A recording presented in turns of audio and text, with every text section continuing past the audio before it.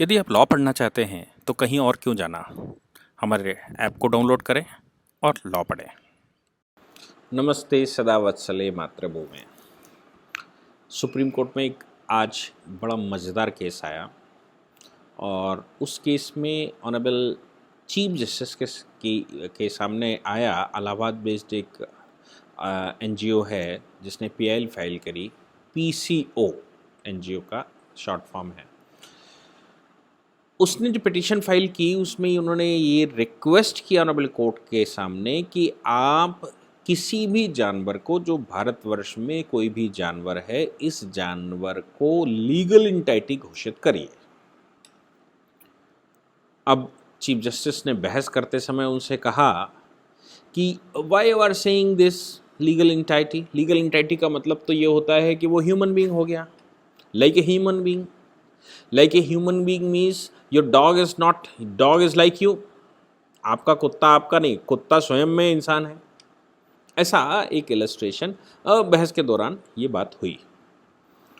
Party ने court से बड़े सारे आर्गूमेंट किए और पार्टी ने कोर्ट के सामने वैलिड आर्गूमेंट रखे। उन्होंने कहा कि देखिए, Punjab and Haryana high court already ये बात डिक्लेयर कर चुका है कि वो लीगल इंटाइटी होते हैं। कुछ दूसरे हाई कोर्ट्स भी ये डिक्लेयर कर चुके हैं कि कोई भी जानवर जो है वो एक लीगल इंटाइटी होता है। इसलिए चूंकि पूरे देश में एक तरह का कानून नहीं है, इसलिए चाहिए कि आप, जब ऑनरेबल सुप्रीम कोर्ट उसको लीगल इंटाइटी डिक्लेयर करेगा तो वो पूरे देश के लिए एक सा हो जाएगा।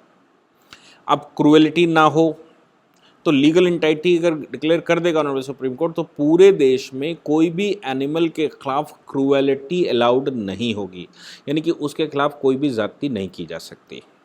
हालांकि ऑनरेबल कोर्ट के सामने जो केस आया उस केस में आर्गूमेंट के समय पर ये कहा गया prevention of cruelty to animal act 1960 है हमारे पास, यानी कि जानवरों के प्रति अत्याचार प्रतिषेध अधिनियम 1960। और उसमें 41 धाराएं हैं जिसमें ये कहा गया है कि आप क्रूएलिटी नहीं कर सकते, किसी भी जानवर को सताया लजाया नहीं जा सकता, एक्सेप्ट कुछ एक्सेप्शनल एक केस है। एक सेक्शन उन्होंने बनाया है इसमें, और एक्सेप्शन में उन्होंने रखा है कि सिर्फ साइंटिफिक रिसर्च के लिए या किसी को पढ़ाने के लिए या पुलिस फोर्स की ट्रेनिंग के लिए वो केवल अलाउड है। वो एग्जाम्पशन है, सेक्शन 27 में दिया हुआ है कि कोई साइंटिफिक रिसर्च के लिए कोई काम किया जाता है या कहीं कोई ट्रेनिंग वर्क के लिए कुछ जानवरों का इस्तेमाल होता है या पुलिस फोर्स जानवरों का इस्तेमाल करती है या मिलिट्री जानवरों का इस्तेमाल करती है, साइंटिफिक ऑर्गेनाइजेशंस उसका इस्तेमाल करती हैं, स्कूल्स इस्तेमाल करते हैं, वो एग्जाम्पशन है। इसके अलावा जानवरों को पकड़ना, बांधना, मारना, पीटना, एक्स्ट्रा लोड डालना, उनसे अतिरिक्त कार्य करवाना जो एनिमल एक्ट में लिखा हुआ है या जो बताया गया है उससे ज़्यादा करवाना, ये सब क्रूएल्टी की कैटेगरी में आते हैं और पनिशेबल है। मैं आपको बता दूं, इस एक्ट के सेक्शन 11 में, ये एक्ट का मतलब प्रिवेंशन ऑफ क्रूएल्टी एक्ट 1960 के सेक्शन 11 में ये बताया गया है कि क्रूएलिटी का मतलब क्या है। क्रूएलिटी का मतलब, क्रूएलिटी से मतलब प्रताड़ना का मतलब क्या है। तो प्रताड़ना को उन्होंने कई एक उसमें बांटा हुआ है कि भाई ऐसा भी करना, वैसा भी करना, उसको मारना, पीटना, ज़बरदस्ती कन्फाइन करना, उसका मिसयूज़ करना, ये सारी चीज़ें अगर आप देखेंगे तो एक्ट उठाकर देखेंगे तो आपको मिल जाएगा। इन सबको उन्होंने कहा कि ये क्रूएलिटी है। और इस क्रूएलिटी में ख़ास बात यह है कि ये कॉग्निजेबल ऑफेंस सेक्शन 31 में बनाया हुआ है।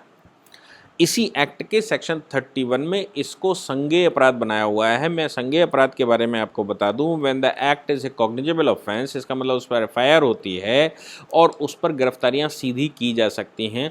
सीआरपीसी में जो कॉग्निजेबल ऑफेंस की डेफिनेशन है उसमें उसने कहा है, in the offense where the police having a right to arrest any person without any warrant,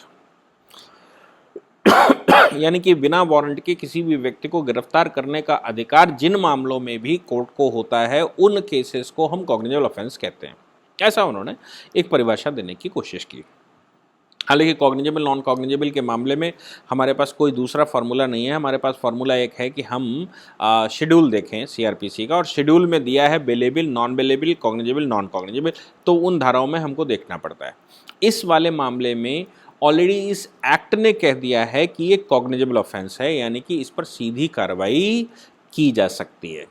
honourable court के सामने जब इस पर और आर्गूमेंट बढ़ा तो कोर्ट ने कहा भाई लीगल एंटाइटी डिक्लेयर करना थोड़ा मुश्किल काम है हमारे लिए।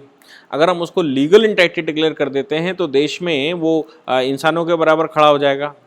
तो पार्टी ने सामने से कहा कि ऑनरेबल कोर्ट से हम ये रिक्वेस्ट करते हैं कि पूरे देश के जो ह्यूमन रिसोर्स हैं, ह्यूमन बीइंग हैं, उनको उसका कस्टोडियन घोषित किया जाए। यानी कि कोई भी क्रूएलिटी अगर करता हो तो किसी भी व्यक्ति को उसको बचाने का अधिकार, उसके सामने वाले के खिलाफ मुकदमा दाखिल करने का अधिकार, सामने वाले की गिरफ्तारी के लिए एफआईआर करने का अधिकार, ये सारे अधिकार किसी भी व्यक्ति को होने चाहिए।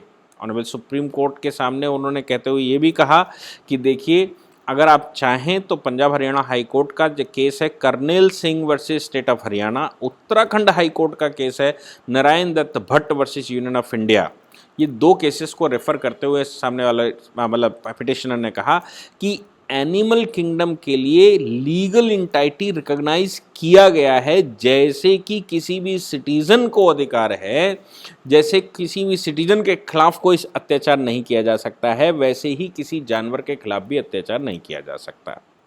ऐसा इस केस में ऑनरेबल कोर्ट के सामने वाले ने अपनी पिटिशन में रखा। अब सवाल ये आता है कि क्रूएलिटी तो समझ में आती है कि भाई किसी भी जानवर को मारना पीटना उचित नहीं, लेकिन मैं समझ नहीं पा रहा हूं कि हम जब क्रूएलिटी 1960 में ही बन गया था, prevention of cruelty against the animals act, तो फिर बकरीद चालू कैसे है 19, और ये क्रिमिनल केस है।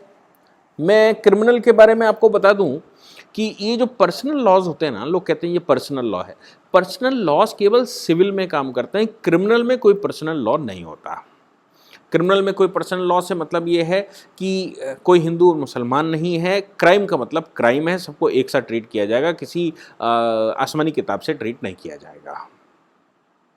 जब prevention of cruelty against animal act हमने पास कर दिया था, 1960 में ही बनाकर रख दिया था, तो फिर मैं समझ नहीं पाया कि 1960 से लेकर 2020 तक बकरीद में बकरे की बलि कैसे दी जा रही है, और कौन सा ऐसा अधिनियम है, कौन सा ऐसा कानून है जिसके तहत ये अनुमति, चूंकि क्रिमिनल एक्ट है, एफआईआर इसमें हो सकती है, गिरफ्तारी इसमें हो सकती है, prevention of cruelty to animals act 1960 के तहत, तो फिर मुझे समझ नहीं आया कि आज तक पुलिस ने कार्रवाइयाँ क्यों नहीं की। और ये फंडामेंटल राइट का तो पोर्शन बनता नहीं है बिल्कुल, क्योंकि किसी को भी कोई फंडामेंटल राइट किसी की हत्या करने का नहीं हो सकता। इसलिए अब नए सिरे से बहस शुरू हुई है, तो मुझे लगता है कि भारत के प्रत्येक नागरिक को, भारत के प्रत्येक व्यक्ति को अपनी वैदिक परंपराओं के अनुसार, अपने वैदिक साहित्य और वैदिक इतिहास के अनुसार नए सिरे से बहस शुरू कर देनी चाहिए। सुप्रीम कोर्ट में इस समय केस है, देश में इस पर डिस्कशन जारी रहना चाहिए कि ये जो act prevention of cruelty to animals act है, इसके होते हुए कैसे चल रहा है सब कुछ। ऑनरेबल कोर्ट ने अच्छा काम ये किया है कि उन्होंने सरकार को नोटिस किया है, और नोटिस करते हुए उनसे कहा कि भाई इस पर जवाब दीजिए, क्या किसी भी जानवर को जो भारतवर्ष में पैदा हुआ है या भारतवर्ष में है, किसी भी जानवर को लीगल इंटाइटी डिक्लेयर किया जा सकता है। मैं लीगल इंटाइटी के बारे में आपको और बता दूं कि ह्यूमन जैसे सिटीजन है वो लीगल इंटाइटी होता है, गुरुद्वारा है लीगल इंटाइटी होता है, मंदिर लीगल इंटाइटी होता है, कॉरपोरेशन लीगल इंटाइटी होती है, कंपनी लीगल इंटाइटी होती है। यानी कि वो एक पर्सन की तरह ट्रीट किया जाता है, भले ही वो आर्टिफिशियल पर्सन क्यों ना हो। तो रियल पर्सन और आर्टिफिशियल पर्सन, इन दो तरह के पर्सन, रियल पर्सन जिसमें जान होती है, आर्टिफिशियल पर्सन जिसको हम पर्सन मान लेते हैं।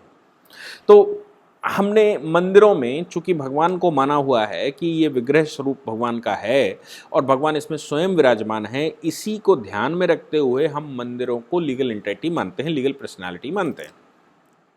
जैसे भगवान राम के मंदिर की हमने बात की, तो रामलला को लीगल पर्सनालिटी हमने माना, इसलिए रामलला को सेपरेट रखा उनके ट्रस्टीज के द्वारा, लेकिन वो